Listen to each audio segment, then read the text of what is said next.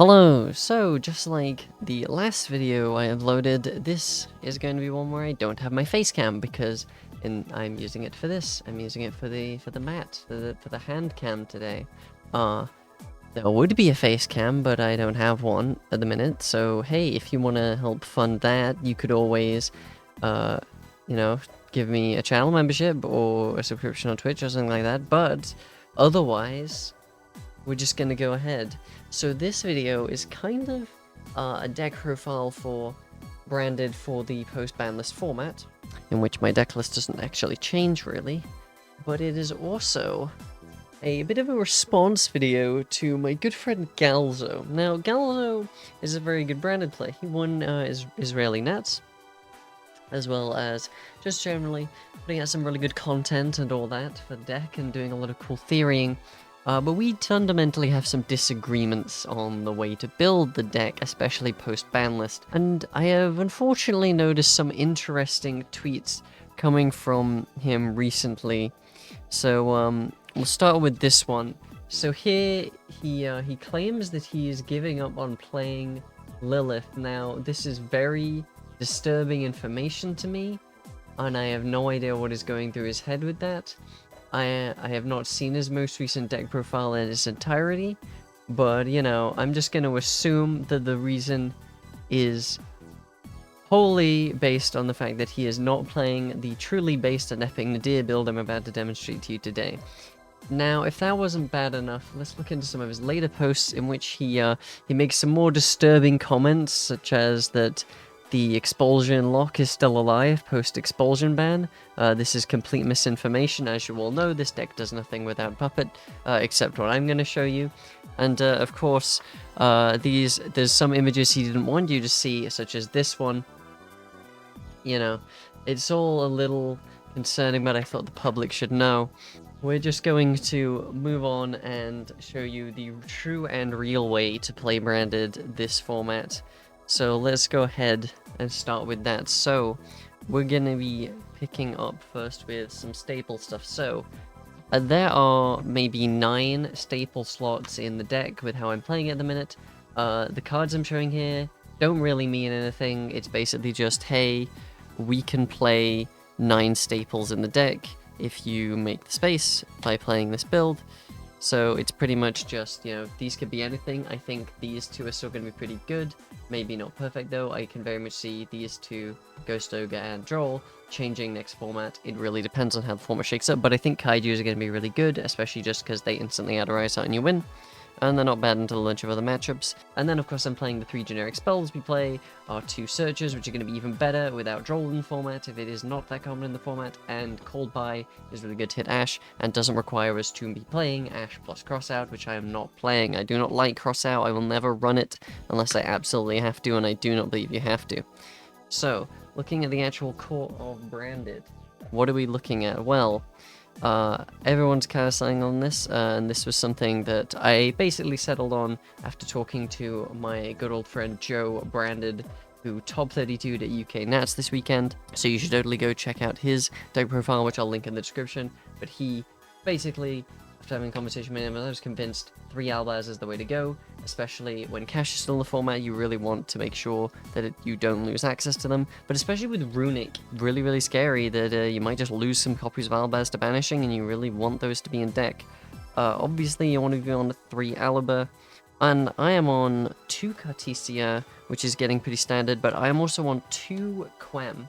Now, another list that topped YC's Philly was playing 2 Quem, and I think when you're playing the Nadir build, you absolutely should be on 2. It's really good, and you definitely want to have access to multiple in case you lose one. And then I am now playing Adlib again. There was a time I wasn't, but I think it's pretty good now, and I was shown from the way like Joe was playing Branded is now he is doing the typical Adlib plays, and it's much better than Puppet. You don't need to do this Puppet lock stuff, and especially I think this format, people are going to be playing a lot of Bestials, and that means that stuff like Puppet just dies to the one Bestial. But if you have a lot of setup, including Adlib, they have a lot of things they have to hit, and they may only have the one Bestial, so it just insulates you more and you can play through more interruption. Obviously we're playing the Tragedy, and then our typical Albaz card lineup of the Albion and the Mercuria. And then we're playing a little Bestial package still. This may change to more main deck Bestials again, depending on the format, so take this bit with a pinch of salt. But this is our standard ones, we just want this for Albion setup usually. And for now, I'm still playing Dragoon. So here's the Dark Magician. I'm not sure if Dragoon is still going to be worth playing this format, given that, you know, Cash is a bit weaker, and it entirely depends on how good targeting protection is and how important that individual negate is, but we'll have to see. But I think for now I'm still going to test with it, and without Puppet in the main, this takes that slot up, so you just play the same number of bricks essentially, but if you cut down the odds playing one less brick than you were with the Puppet build entirely. So moving on to the spells. 3 Brand of Fusion, damn that's crazy. Reopening, damn that's crazy. Gets us Quem and gets us Alba, absolutely crazy card. I have learned from a lot of practice in that, and this is a mistake a lot of people make, right, is that Branded Fusion is the card that your deck has to resolve and you have to search it and all this, and that's why, for example, a lot of people play Springen's Kit and things like that, and I don't think you should be building the deck that way. If you build your entire deck and play your turn 1 around resolving this card, you will lose games you should not be losing. But if you play around that, then you will be doing a lot better. For example, obviously, we're still playing Branded Lost, but a lot of people, this became the standard play, is if you already had Branded Fusion in hand, you would use Alba to search Lost, and then you'd get your big combo for that, but you don't need to do that. Because you have easy access to Cartesia, and you're going to do a second fusion anyway, you're going to get the search of Lost, and if your opponent doesn't interrupt the Brand of Fusion, they're probably not interrupting any of the stuff on Resolution anyway, so you don't need to worry about setting this up before Brand of Fusion. Then you can set this up evenly after Brand of Fusion using Bestial Rebellion, and instead you could search for a branded opening, or your branded in red, which enables follow-up plays through Ash that just mean you don't lose instantly. If you search Lost and then activate Fusion and they Ash it, and you don't have either of these in hand because you didn't try to search them, that is why you're going to be ending your turn. And that is not because the deck loses to Ash, that is because you did not play your turn properly and you chose to lose to one hand trap. You can absolutely avoid that.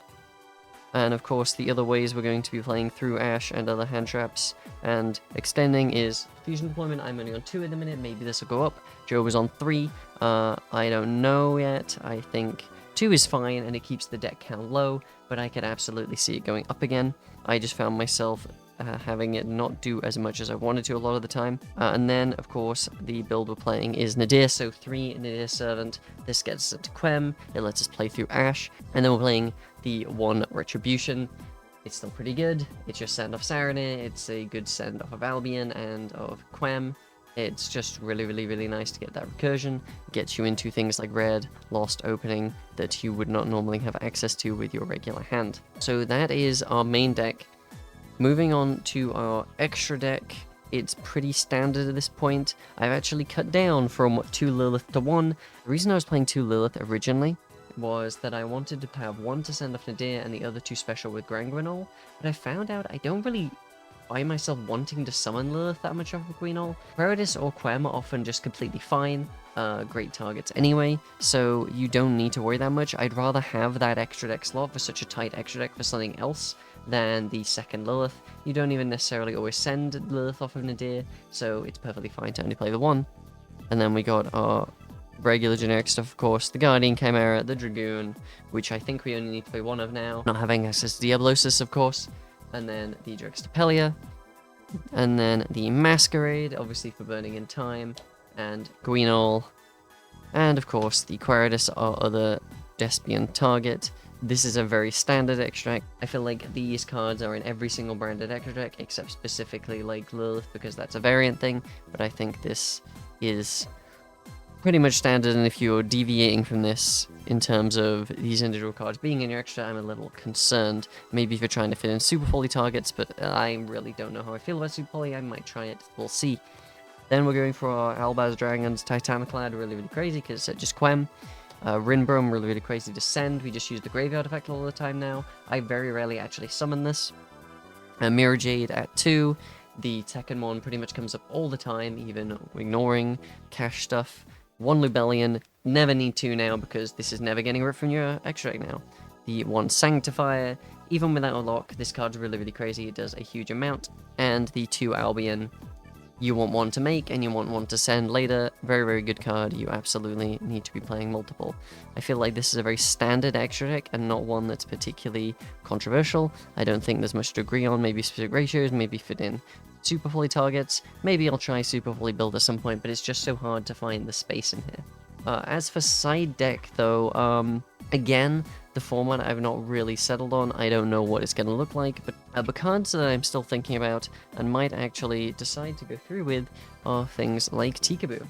I think this could be really, really good. We have so many different types in the deck, and you can pretty much always guarantee to be able to summon something. Tikaboo is rarely actually a lock for Branded. And it's really, really good into a lot of matchups, so I think it's definitely something worth considering for going first, since we're not locking anymore. Cosmic Labyrinth is looking to be really, really good, and it's a pretty tough matchup, especially with all those floodgates that they play, so probably pretty important to be playing something like this. I'm not a fan of Duster or Twisters, because both Runic and Labyrinth can protect themselves from destruction, but they cannot stop Cosmic, so pretty important to be on this instead. And then there are the Bestials, 1 Jerusalem and 2 Magnamut. These could move to the main depending on how things shake up, but I think these are really, really, really important to be at the very least siding this format, even for just the mirror match. These are really, really powerful, really, really, really powerful in those matchups. Nibiru. So Nibiru is really good into a fair few matchups. It's pretty good into Life Twin Sprite and a bunch of other things. It's even decent against some branded builds. I think it's really just a nice thing to put in if you're early into format and you're not sure. It can be just a general tech, but that's about it. It's, again, this is very early days. I can't really say whether it's going to be good or bad, and that's why the last card in here is just Ash, because I fully expect to play against the mirror match at locals a bunch, and so I'm just going to be playing. But this is obviously not like the ideal side deck for playing competitive this format, because we just don't know what it looks like. So take this entire thing with a pinch of salt, take all the stable choices with a pinch of salt. But that's all I've got for you in terms of this. So let's talk for a moment about the elephant in the room. That is Gimmick Puppet Nightmare. So why is Gimmick Lock not in this deck? Why am I not playing it with Sanctifier? The answer is it's bad. I fully predict that Bestials are going to be all over the place this format, and cards like Bell, people are going to be siding for Branded, and if you are siding in Puppet or maining Puppet, you are going to have to accept that you're going to lose a bunch of matches to a single interrupt, which is entirely what we've been trying to avoid for over a year. You do not need a lock to win. Your deck is powerful enough to make these explosive end boards with a bunch of interaction on them. You can end on the, the original Mirror Jade, Adlib, Red, all that, but with Quem on top of it, with Negate in hand, with a Negate you can revive from Grave, with Albaz access, Sanctifier brings stuff back, Cartesia fusing with stuff in the hand. There's so many different things you can do, and the combination and order of activations in your turn completely changes the way your interactions shape up during that turn. The deck can do so much, and it's so explosive, and there's so much recovery, that you really, if you are resolving a turn 1 combo, you don't need to be setting up a lock, and it's much safer to not be setting up a lock. It makes you so vulnerable to cards like Droplet, to Bell, to Bestials, and there's so many of these cards that out-sanctifies lock that it is really just not a good idea to be on it. But for now, I'm just getting out a quick day, like, -5 deck profile of what I think you should be trying, at least going into the next format. Please do not be going for Gimmick Lock. Go for a nice end board with lots of interaction that changes depending on the matchup you're playing into. Maybe try playing cards like Banishment, maybe try maining more Bestials, but absolutely, under no circumstances, let this become you. You're better than this. I know you're better than this.